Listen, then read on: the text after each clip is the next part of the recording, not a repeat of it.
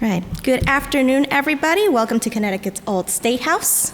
My name is Mariana Garcia. I'm the Public Programs and Exhibits Manager here at the Old State House. And I want to thank you all for joining us today for tonight's program, Finding Common Ground, a Nonpartisan Conversation with Former Members of Congress. We're very happy to welcome our special guests tonight, former Representatives Loretta Sanchez and Fred Upton, who have come a very long way from California and Michigan, respectively, to be with us this evening. And we are also very excited to be partnering again with our longtime friends from the DOD Human Rights Impact Programs at UConn to bring you this program. And I would especially like to thank Nana Amos, the Director of Community Outreach and Engagement at the DOD, for reaching out to us to partner with this program. Thank you so much. And also to our friends from the Hartford Votes, Hartford Vota Coalition, and the CT League of Women Voters. The program today is all about communication, especially communication with those that we have differences with. Representatives Sanchez and Upton will share their perspectives on overcoming political polarization, fostering constructive dialogue, and working together for the common good. This conversation will provide valuable insights on how lawmakers and voters can bridge their divides and collaborate effectively amidst a highly charged political landscape.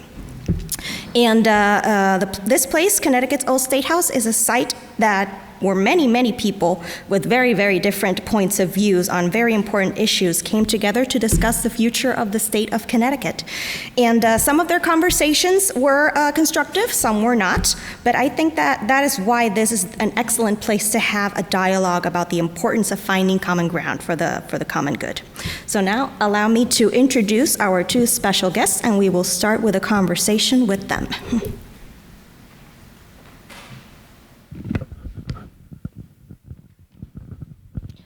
Okay, so former Congresswoman Loretta Sanchez is a Linwood, California native, graduated from Chapman University with a bachelor's in economics and later earned an MBA from American University. She served as a member of the U.S. House as a Democrat representing California's 46th Congressional District. Sanchez assumed office on January 3rd, 2013 and left office in January 3rd, 2017. During her tenure in the House, Representative Sanchez established herself as an advocate for economic development, a strong military, homeland security, and education issues. In 2003, Loretta's sister Linda also won an election to the House, making them the first sister duo to serve concurrently in Congress. And former Congressman Fred Upton, who was proud to represent Southwest Michigan's 4th and 6th Congressional District as a Republican from 1987 to 2023.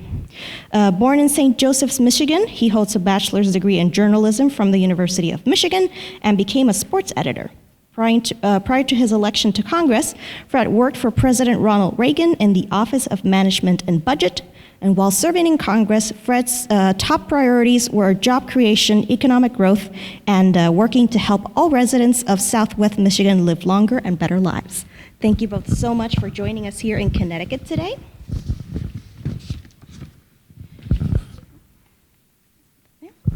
And for everybody joining us online, if you do have any questions, please put them down in the comments section. And anybody here, if you have any questions, we will have a conversation at the very end. So we will get to your questions over at the end. All right, so why don't we start with the questions? And I would like to maybe start with a little setting of the ground. I would like to know why each of you decided to go into public service in the first place. Okay, well, I represented Orange County for 20 years. Orange County is in California. It's where Disneyland is, Anaheim, California. So if you've been to the original Disneyland, you've been to my home city. It was a very difficult place to live if you were not, quite frankly, Anglo male Republican. We sent 6 people to the United States House of Representatives. At that time, it was all guys. It was all Republicans. And certainly nobody looked like me. They were all old, right? Pretty much. So, but it wasn't about who represents. It's about how they represent. So I just felt like as a woman, as a Hispanic, nobody was talking and working on the issues that I cared about. So one day, whilst I was working on some education issues, I went to see my member of Congress, and he refused to meet with me. So I went home and I said to my family, I'm going to run for Congress. And I did, and I won.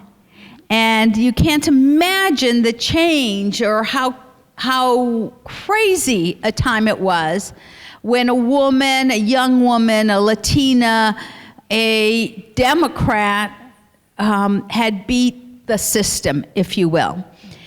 So I really went to Congress because I got mad, because I didn't know any better, that you're not supposed to win if you look like me or think like me. And more importantly, I went because I thought there needed to be somebody who was talking and working on issues that affected normal people like me. That's why, and it's the only political office I've held. I held it for 20 years. 6 years later, my sister came to the Congress. She continues to be there. She's in her 22nd year, running again for re-election.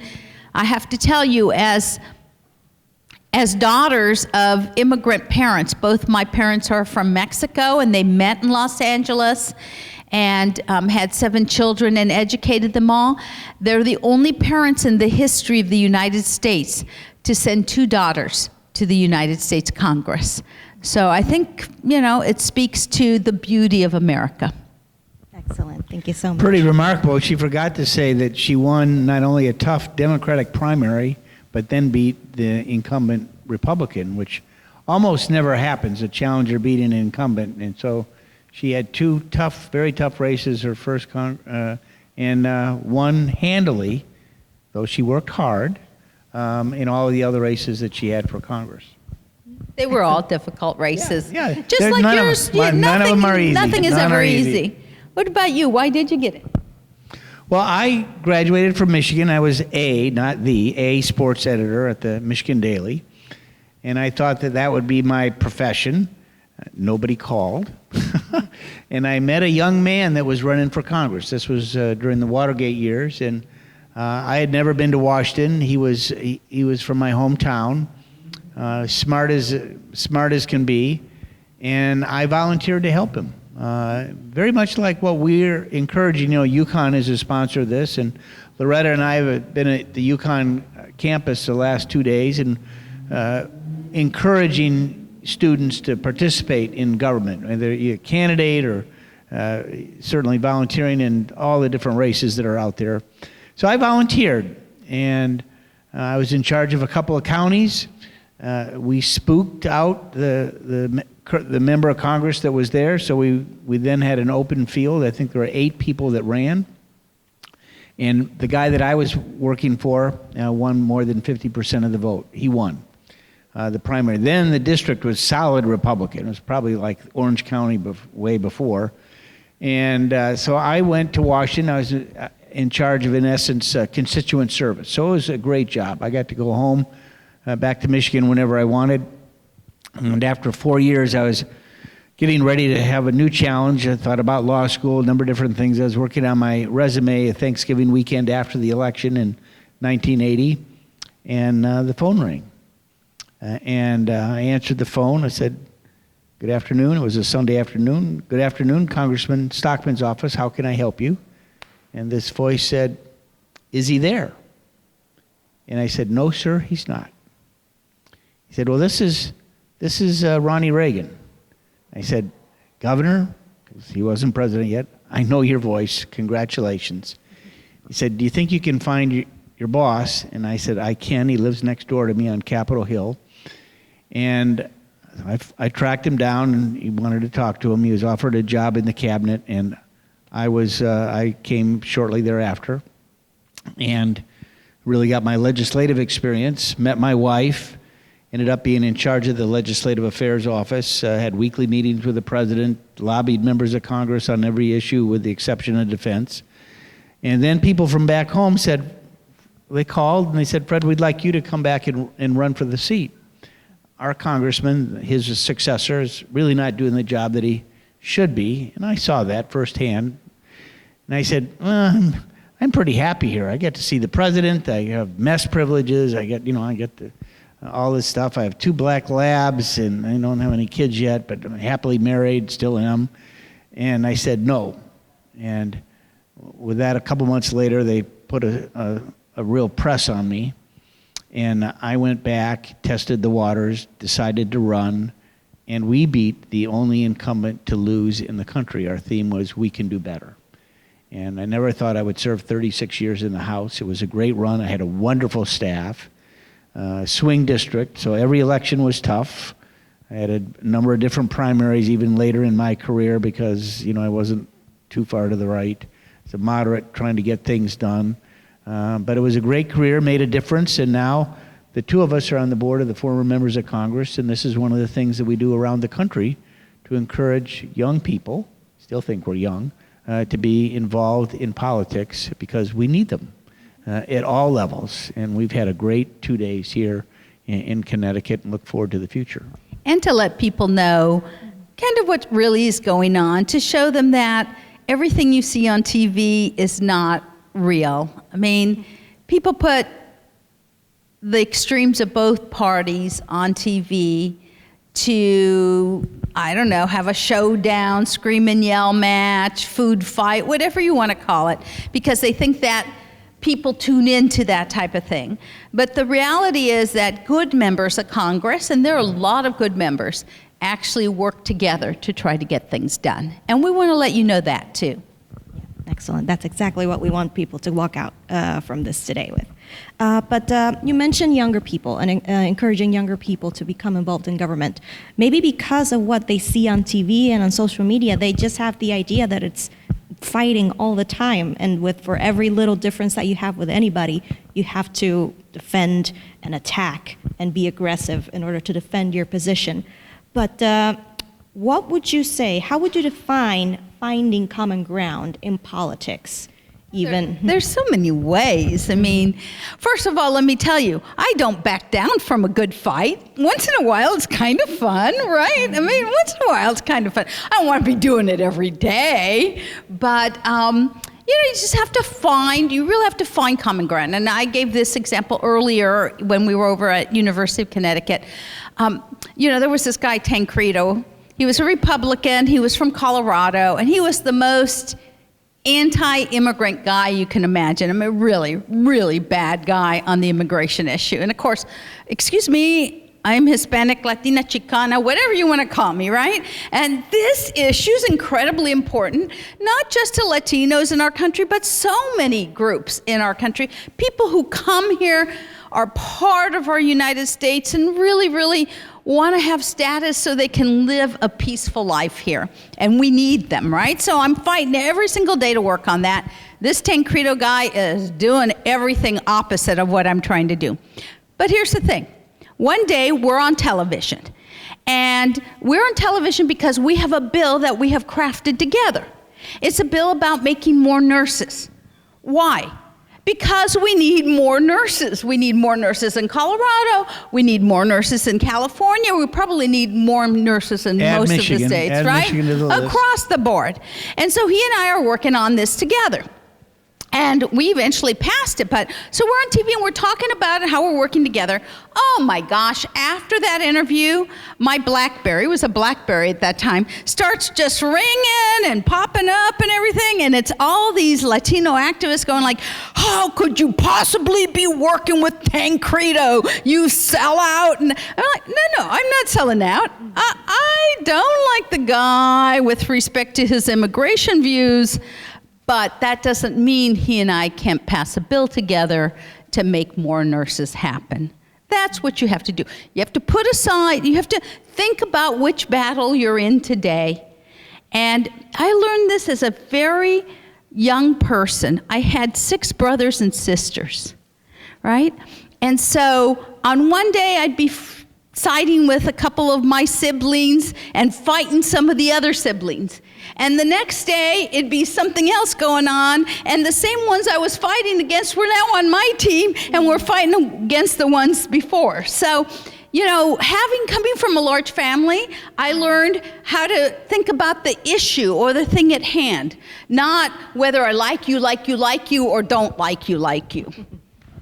Yeah, and for me, so I had the privilege of working at the White House for 4.5 years, and we had some tough times in our country back in the late 70s and 80s, and President Reagan worked with the Democratic Congress. I was part of his team, and our relations, my boss who had been in the Congress, but I established a lot of relations with not only members but staff, followed issues that were important to the country, and at the end of the day, every president thinks that they're the greatest thing since sliced bread, let's face it.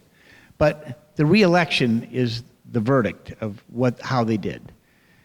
Reagan won 49 states when he ran for re-election in '84. He won states like California, New York, Illinois, Massachusetts, states that a Republican today doesn't have a prayer of winning. And he won it because he got things done. He had great relations with Tip O'Neill, the Democratic Speaker of the House. He worked with the Senate. He got things done. It was the Cold War. It was the fall of the Berlin Wall. It was inflation. Go back 30, 40 years, and you can remember, those of you that are watching tonight, remember those days. And that was my model when I ran for Congress. I said, I'm there to make a difference, and I'm going to work with a Republican or a Democrat, whoever, on issues to try and get the bill done and to the president. And I'm not going to swing at windmills. I'm not going to be spending my time on issues that don't have a chance of getting done or I don't necessarily agree with. And at the end of the day, I was chairman of the Energy and Commerce Committee. It's arguably the most powerful committee in the House, maybe not with all the missiles yet on armed services like you, but there are some very legislatively, we were number one, oldest committee in the House. And I had over 200 bills signed into the law by the president, Obama, a Democrat, a Republican, and no one could match that because I worked with John Dingell, who was my former chairman. I worked with Frank Pallone, others. We were in the majority all those 6 years that I was chairman, but we had a Democratic president, and at the end of the day, we passed meaningful legislation that literally saved millions of lives in terms of what we did on health care. And it was bipartisan. And I had that same relationship with members of the Senate because, you can't just pass a bill in the House without getting the Senate to go along. We had a lot of members on Energy and Commerce that went to the Senate, great relations over there. Joe Biden, he was a huge help as vice president to get some of our pieces of legislation done. But again, it's the personal relationship that really people count on your word. And if they know that you're trying to do the right thing, they're going to be on board. And particularly when you pass a bill in our committee, 53-0, it gets the attention of the leadership on both sides saying, we need to do this. Thank you so much. And, obviously there's things that every American cares about. And those are the issues that we can work together on most effectively. But how do we find those common values and goals in order to foster collaboration? So what techniques, what practices would you encourage in lawmakers in order to find that common ground and those common goals? Well, I think one of the things that has happened in politics, especially at the national level, but I've seen it seep all the way down to the local level, is what I call the politics of personal destruction. The name calling, the calling out the families, this gun is aimed at you kind of stuff. There's no need for that in politics, right? Nancy Pelosi always told me from the very beginning, always keep a smile in your voice. You can be debating somebody, but always keep that smile in your voice.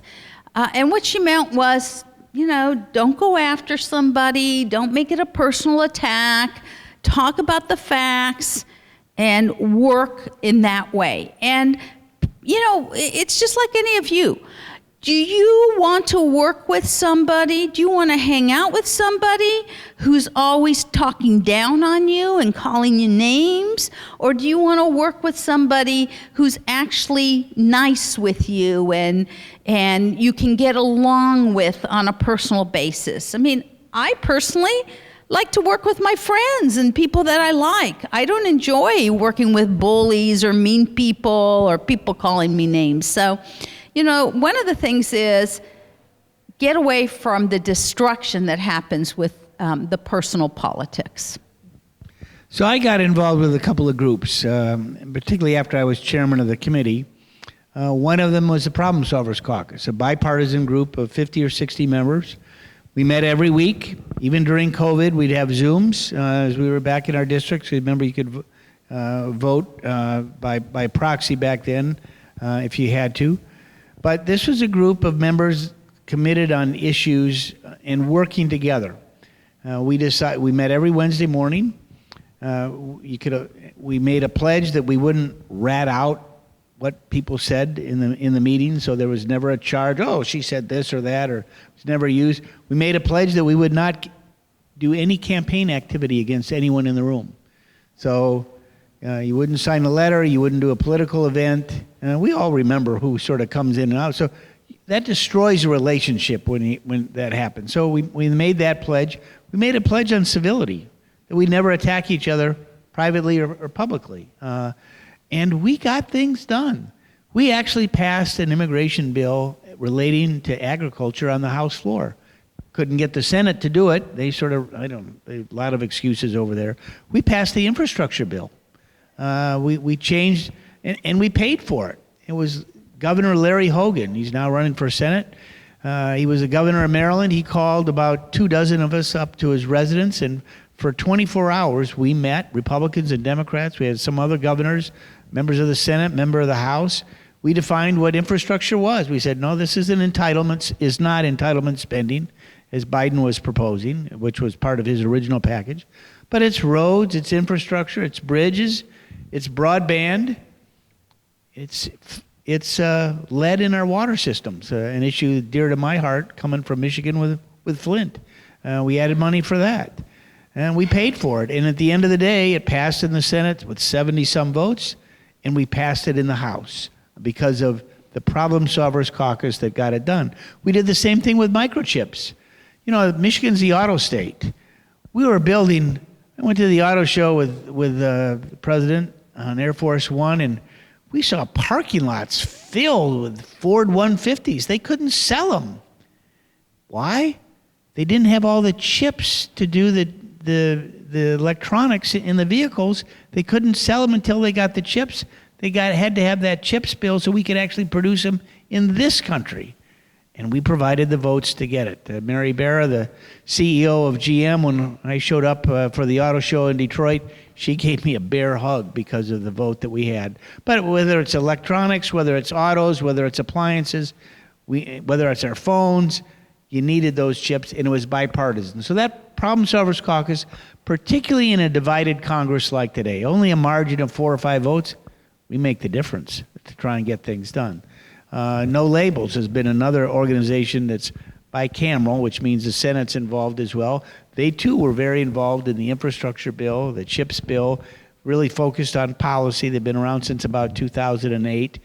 I've been very involved with that group, and we were actually looking at a unity ticket, a Republican and a Democrat running in this election for president.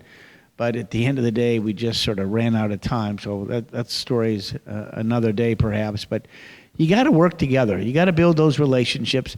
That's what the country wants. I found, to close on this, my district said, we don't care if you have an R or a D next to your name for Republican or Democrat. Yeah, sure, we had some.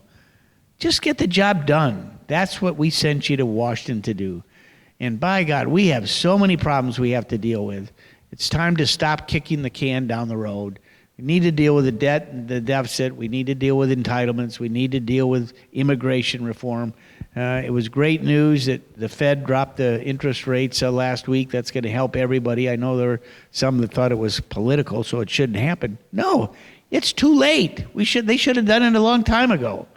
So some rationale is coming, and I just hope that as you look at the next Congress, people get the idea of we can't wait years to get these issues done. Let's go to work today. Wonderful. Thank you so much. And Congresswoman Sanchez, I'm remembering the Latinos that you mentioned that called you after you worked with your colleague from Colorado, saying, "Oh, how could you do this? How could you betray us like this?" So clearly, some people find it as a moral obligation to just be against people that you have just one little disagreement with, one thing, one difference. You have to like completely be against everything that they do. That is like their moral obligation to do to stand like this. What do you wish people? What do you like to say to people that think like that? How can we? Well, stay true to the moral obligation while still being true to yourself. You know, I used to have always a young staff, right? Most of the staffers are young in Washington, D.C. That's why I always say to the young people out there, get on over to D.C., get yourself on a staff, volunteer, figure it out, go to the administration. With a change of administration going on, there's going to be lots of jobs open.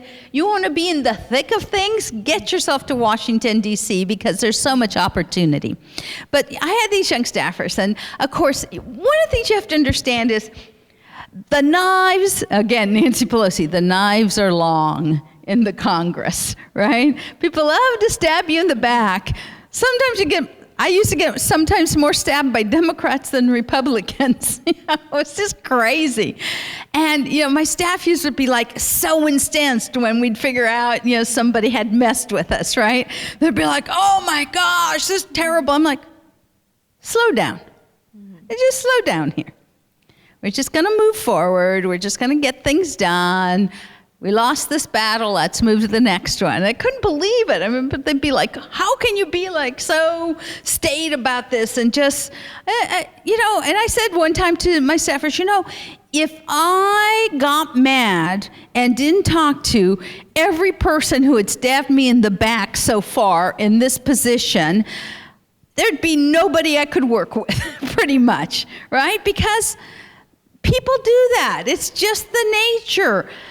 Sometimes they're just mean, sometimes they just need their thing more than they think you need your thing. Sometimes they just want to win all the time, regardless of what the debris they leave in the street when they crush the rest of us. You just have to put that aside. Just put that aside. So when these Latino activists would say, this is terrible, or, how could you be a sellout? I'm not a sellout. I'm going to work on that issue. I'm going to get it done, or I'm going to work on it and try to get it done. But I'm not selling out on anything. I'm staying to my principles. And you have to have a thick skin. You really have to let bad things that happen most of the time just roll off of you and move forward. You're always going to get a chance to come back and work on that issue, at least in the Congress. I remember when I got to the Congress, and I was this young congresswoman, and I would go to the House floor, and I would see someone like a Frank or George Miller get up and talk about some subject on the House floor. And it was just like coming out of their mouths. They were so smart. They were so great. It was just amazing, right? And they'd come off from speaking, and I'd say to Barney Frank, or I would say to George Miller, oh my God, how do you know all that? It's just so amazing what you're doing. And they would laugh, and they would look at me and they'd go, Loretta, it's the same issues over and over. We've been here for 20 years.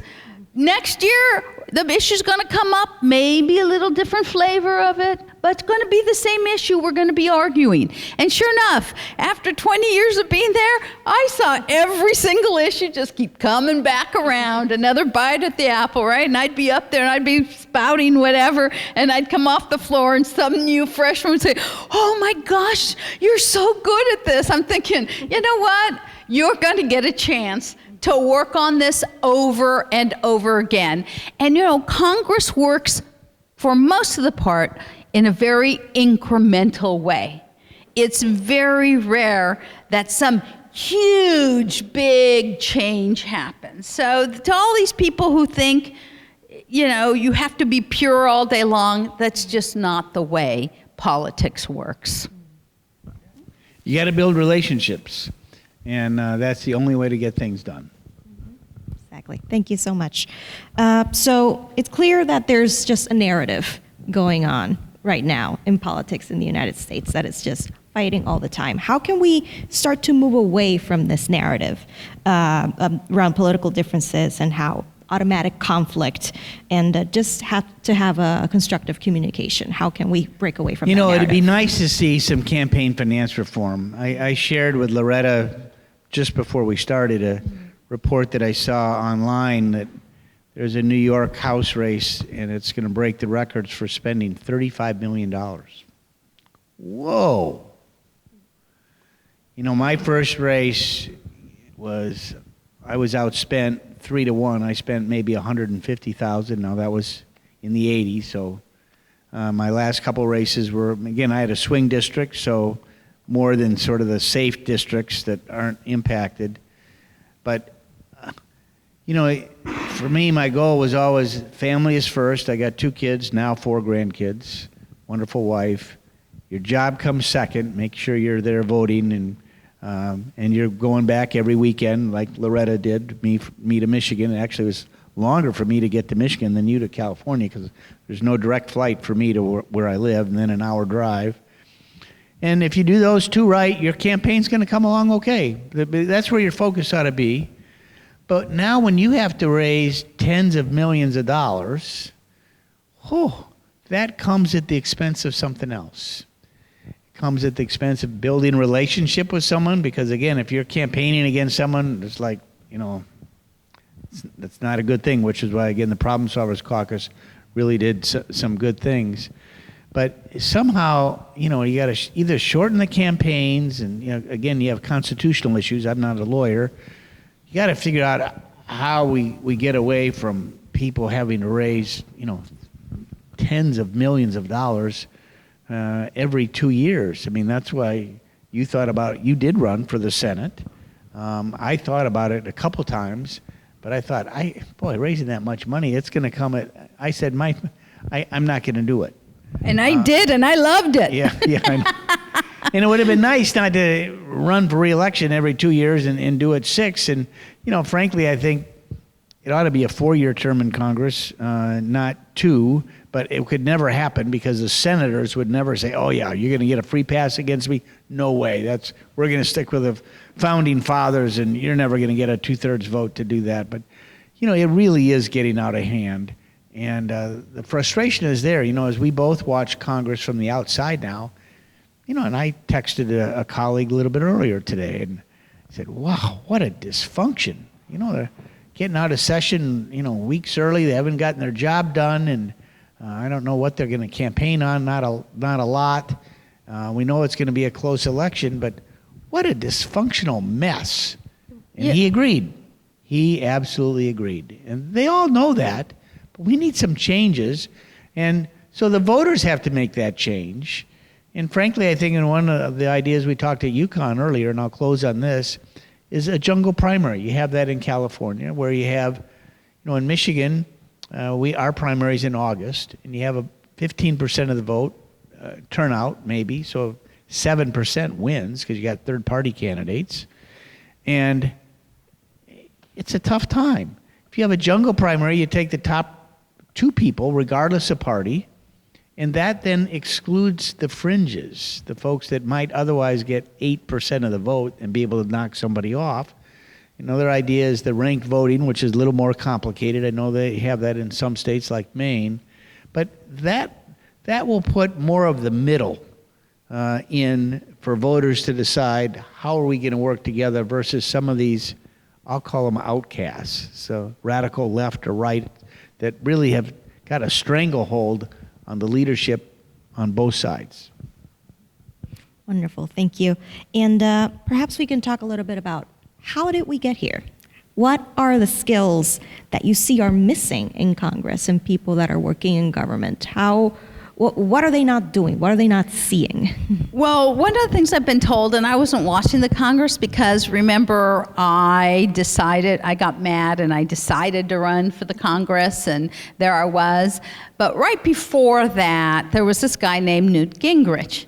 And I am told by my colleagues, at least on the Democratic side, the ones who were around then, see, the Democrats controlled the House of Representatives for 40 years. And with good margins. I mean, not like the 5 difference we have now. At times it was 40 seats or, so the bulls of the Congress, the chairman of the committees and stuff, they practically were like demigods walking around, right? And they got a little out of control. I mean, they didn't think anything could touch them. And there were some scandals and things like that. So there was this guy named Newt Gingrich, and he used to get up, and C-SPAN came into play, the camera that shows what's going on in the chamber. And Newt Gingrich got up there at night when nobody was in the chamber. And the camera was on him, and he'd pretend like he was talking to a full chamber full of Congress people because nobody was there because it was midnight or something, and he's talking away. And he was the one credited with starting the personal attacks on people. Just over and over every night going after members of Congress who were sitting there and, talking bad about them and what they had done wrong, and they're just terrible and we got to get them out, and, over and over and over and over. Well, guess what? In 1994, the House flipped by a huge amount. There were like 80 or 90 seats changed. And the Democrats, after having 40 years of punitive control, all of a sudden were on the outs. And now the Republicans, for the first time, were taking over. And Newt Gingrich got put in as Speaker, right? So he was rewarded for his night after night after night of attacks. Those attacks scared people because they saw this incredible flip go on. Now members, instead of staying in Washington, D.C., and building relationships with the opposite party and everybody, soon as votes were done, would rush home to campaign every single day for 2 years, so they would make sure that personal attacks wouldn't get them out of office. And so this dynamic changed. That's how it happened. Newt Gingrich, personal attacks, and a lack of time to get to know your fellow colleagues of both parties, because now you felt like you had to be home protecting your home turf. That's what I attribute it to. Yeah, that and the whole campaign finance issue. Again, I was one of John McCain's national chairs.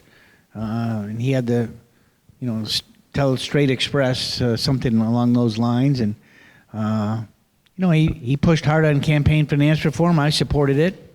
But sadly, some of the judges knocked some of it out. But it would have been real reform. And we are left with what we have today, which is, pretty rough. Thank you. All right. So what can voters do then? What can voters and citizens do to actively participate and encourage the representative to find that common ground and to do the work and be constructive? We'll have to understand what really goes on in politics. To understand it, you got to go in, you got to volunteer in a campaign, you got to see what it's about, you got to work on an issue, you got to go in and talk to your representative, you've got to get a groundswell towards moving an issue. I mean, they have to actively see what the whole game, if you will, is. More importantly, not just get involved like that, they have to decide that they're going to hold people accountable. They're going to get educated about who said what. They're going to hold people accountable when they tell the lies. There's so many lies told now by people. I see politicians get up there and oh yeah, the grass is purple. It's like, no, the grass isn't purple. Oh, the grass is purple, and then you say it long enough, people are saying, oh yeah, the grass is purple. It's like, what are you talking about? So, people, the voter has to hold the politician accountable. They have to get involved in the process. They have to run themselves. They have to get to Washington. They have to involve themselves in the process. We need people with energy, with desire, with new ideas to actually get into the process, There's so many ways. Get appointed, get elected, work on campaigns, go into the civil service, and work as a government official. If you want to see change, change has got to come from you. It's not going to come from the people who are currently in power. Not going to happen. They're in power and they like to be kept in power. So remember, each member of Congress represents 750,000 people. You know, for me, it was about 100 different communities. I had 6 counties. Loretta had the same number of people, but she had 1 county, maybe a fifth of the county or something like that. You know, travel distances. But yeah, members have to be accountable, but that's why groups like League of Women Voters, which is a sponsor tonight, universities, it needs to be more than just at election time, right? You want access. People want to weigh in. You need the town meetings, the teletown meetings that are going on now. You need the forums. You need the transparency. You also need the local press. And sadly, remember, I was a journalism major, and we had a wonderful discussion today with Amber Diaz, right, from NBC, which is a local, she was the moderator at UConn today. But, you know, our local press isn't as vigilant as they were not too many years ago. People knew they had you know, your newspapers even had, here's how they voted, and they would take the key votes for the week, and, you know, whether it be Ukraine or whatever it might be, here's how you voted, so people could see and track that. Don't have that today. You know, my newspaper today, I mean, they've cut back, they don't even publish Sunday or Monday. It used to be a couple of different sections. It might be 4 pages now in one section. You know, there's no, I mean, you just don't have it. Yeah, you have the national stuff, but in terms of, you know, what are people really thinking in Hartford or St. Joe, Michigan, or, you know, you don't have that local accountability. And many of the press, I mean, they found they're pretty young, which is a good thing, but they don't have the tenure or the experience to be able to hold members of Congress. They can run over them, and I'll say blindside, but they can cover up on the issues where they might want to be held accountable. You just don't have that. So that's part of the issue as well. And young people get a lot of their news from their friends. Yeah, or they don't read newspapers. A lot of them don't watch TV anymore. Of course not. Except what the they NFL. do is they say TikTok and Instagram, and it's something sent from their friends, and that friend got it from somebody else, who got it from somebody else, who got it from somebody else, and the stuff that they're showing is just, it's garbage. It's not even true. So I would say the young people in particular are the ones here. God, you know, you're going to UConn for a reason. You're smart. My gosh. Be smart about where you get your information. And your friends aren't necessarily that smart, you know. So don't listen to the stuff they're forwarding to you. It's just not true most of the time.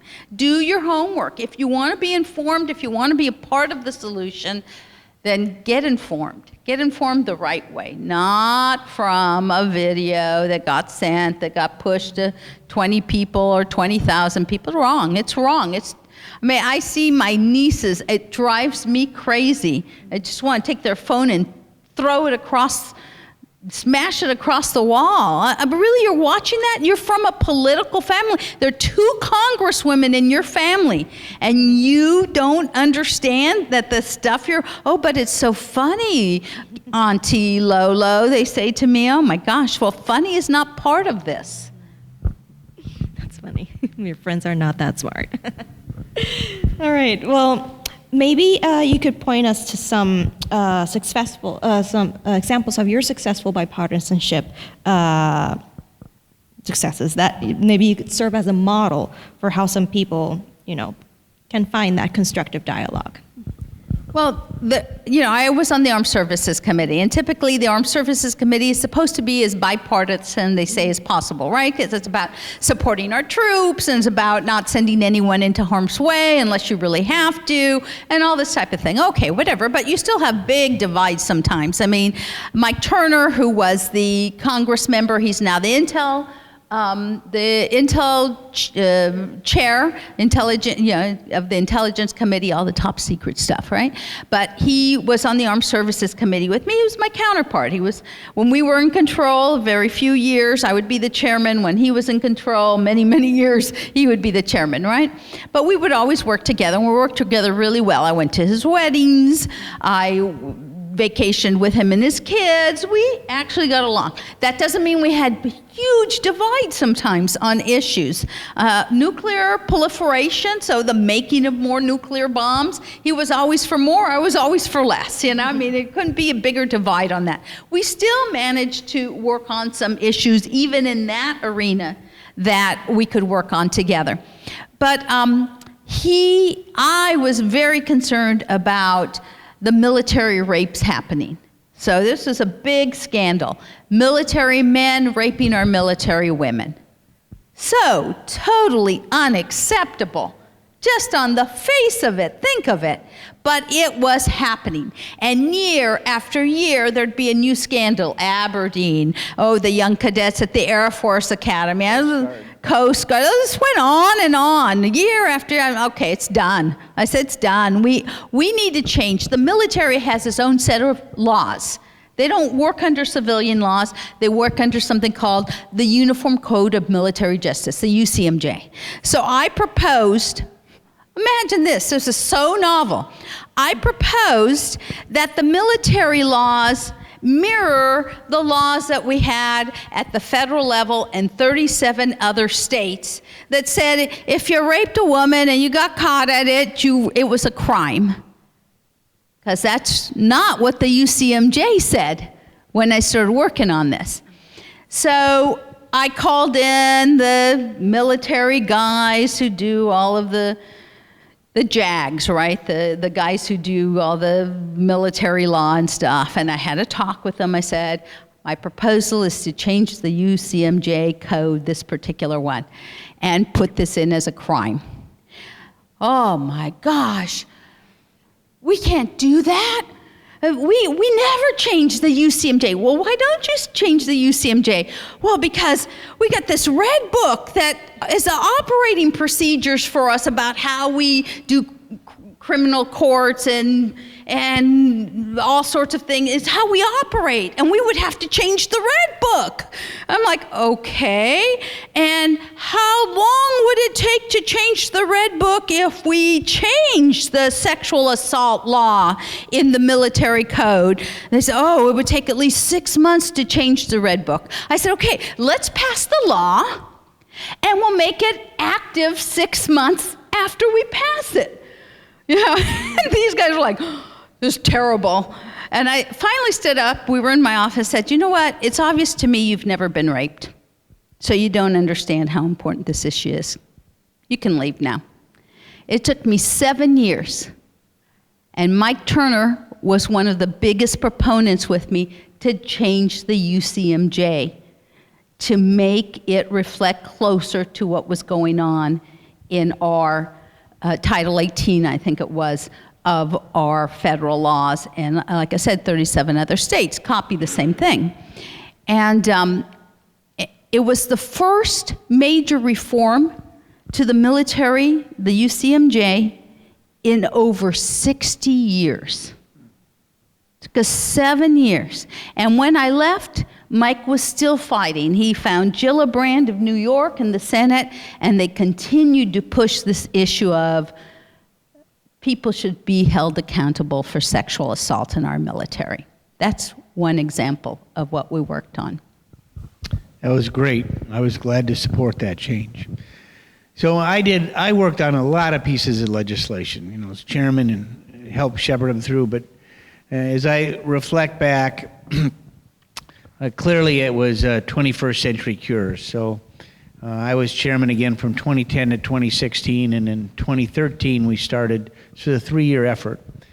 We started on legislation to speed up, expedite the approval of drugs and devices. We learned that our drug companies were getting their approvals overseas, and that's where they then manufacture them, and we were at a disadvantage. And so we worked on that, and I had a great partner, Diana DeGette, a Democrat from Colorado, And together we shepherded, and we coupled it with $45 billion more in health research money.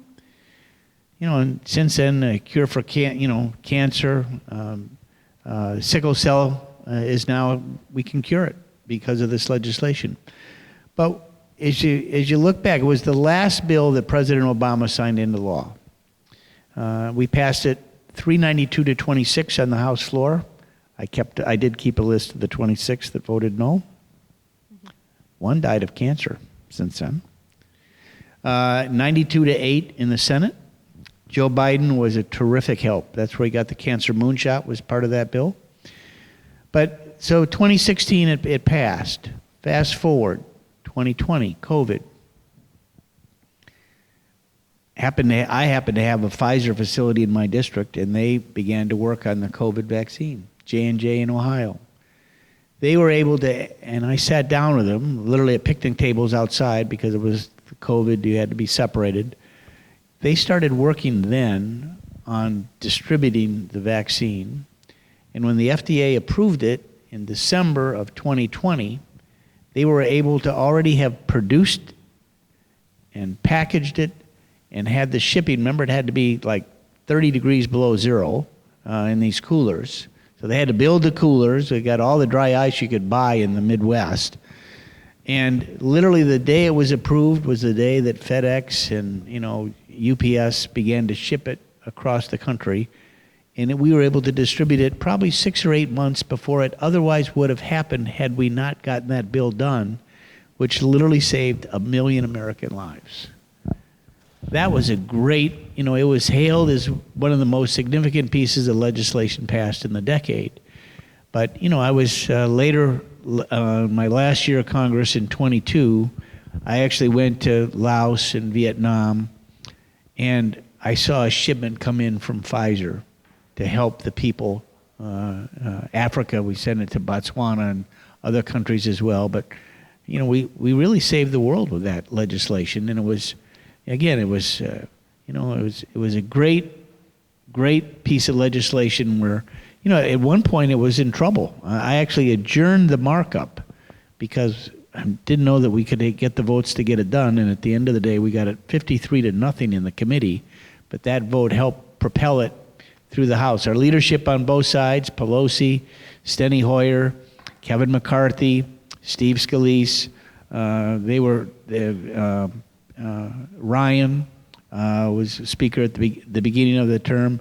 Remember, it was a 3-year effort, but we got it done. And Lamar Alexander in the Senate, and Mitch McConnell and others were terrific to get it. And that's what you want to see happen as you deal with these issues. Work together, accomplish something, and then you move on to the next issue.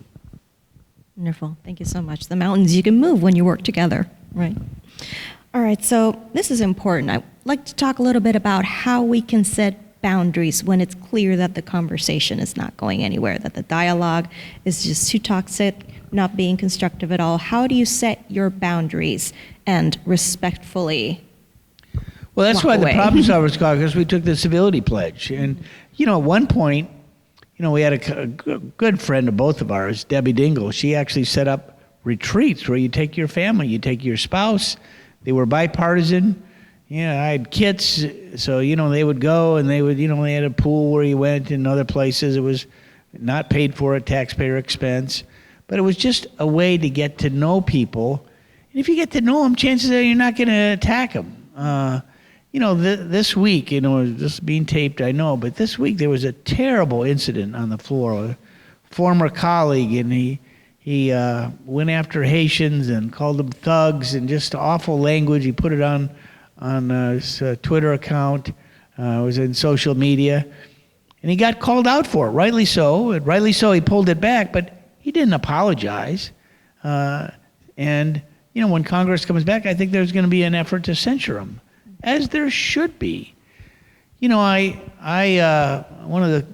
cast 20-some thousand votes. And I can remember President Trump went after 4 of our colleagues, African-American, all 4. And he told them to go back to, this is his quote, "Go back to your shithole country." Awful. And there was a vote that we had to condemn his language. Not to fine him financially or, but just say, this has got to stop. It was a fairly easy to remember. I'm not a lawyer. One pager of, this is, not called for, shouldn't happen to anybody. These are Americans. They're serving their districts. They've been elected. They've been reelected now. And President Trump called me. He said, Fred, I call all of our presidents Mr. President. I'd like you to vote no. I said, Mr. President, I can't. I said, I read the resolution. I know these 4 people, not very well, but I said, I've spent a little time talking to private sector. I talked to some CEOs of Fortune 100 companies this week, and I'm a big sports fan. Talked to the MLB, Major League Baseball, and there was a pitcher that was on the Dodgers then, it was by the name of Yu Darvish. Later, he was on my team, the Cubs, and he's, obviously Japanese descent. And somebody gave him a bad gesture from a dugout. Slant eyes is what they did. And you know what? That ball player that did it, he got suspended for like 2 weeks. 2 weeks without pay. Now, for a ball player, that's a lot of money. That's a couple $100,000. But they sent a signal that that's not acceptable. When I talked to my corporate executives who came in to see me, I said, what if one of your board members did something like this? They'd give them the heave-ho. It's not going to happen. So I said, Mr. President, I'm sorry, but you got to stop this. I didn't say crap, but I should have, maybe.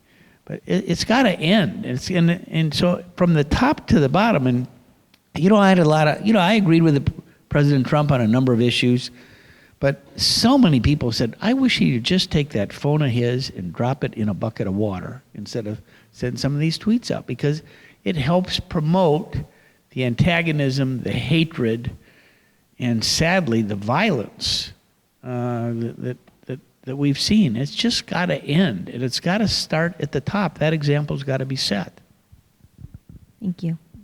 I would just say that true leadership is about calling people out when they've said the wrong thing or done the wrong thing, and people just need to start getting spines and do that.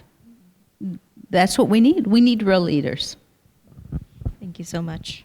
And then sort of to start wrapping things up, after we're done with our conversation up here, we're going to start having some roundtable discussions. Since there's not many people, maybe we can consolidate a couple of tables.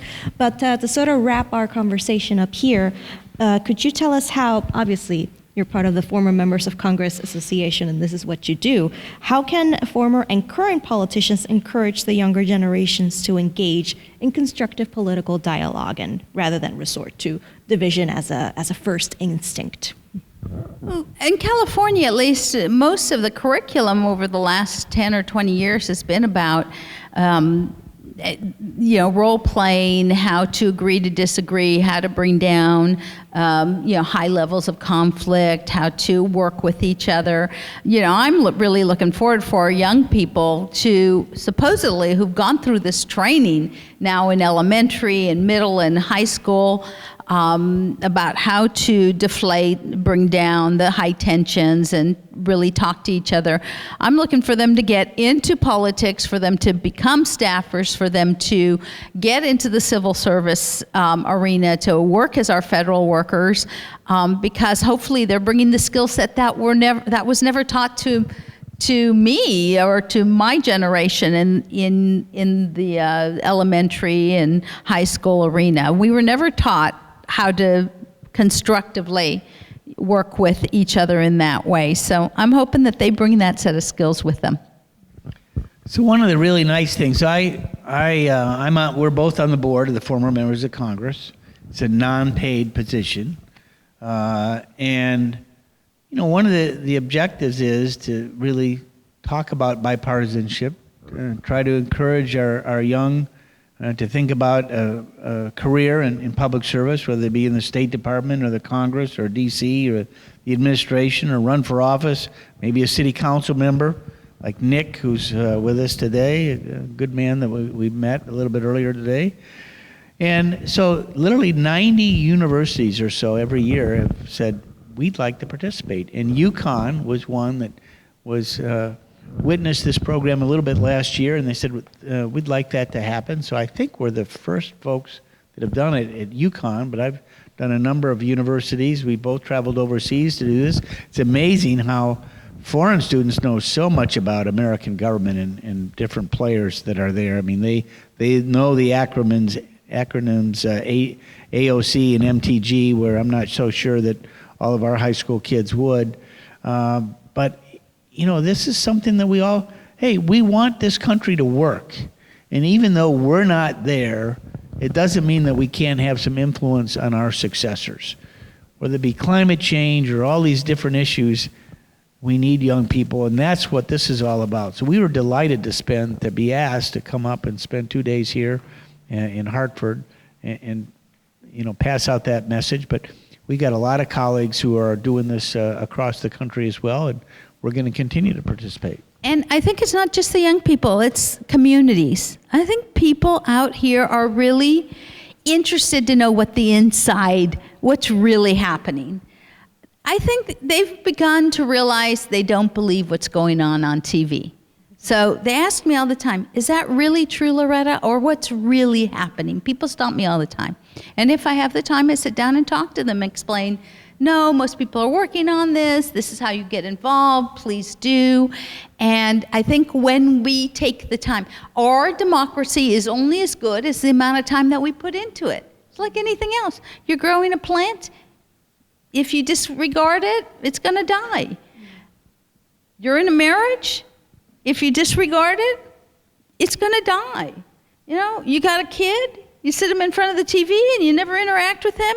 You know what happens. You probably don't get the kid you thought you wanted, right? So it's the same with democracy. We want the democracy that we want. We got to put the effort into it. Wonderful. That's a wonderful place to end our conversation. I want to thank you both, Representative Upton and Sanchez, for a wonderful conversation. And everybody. Thank you.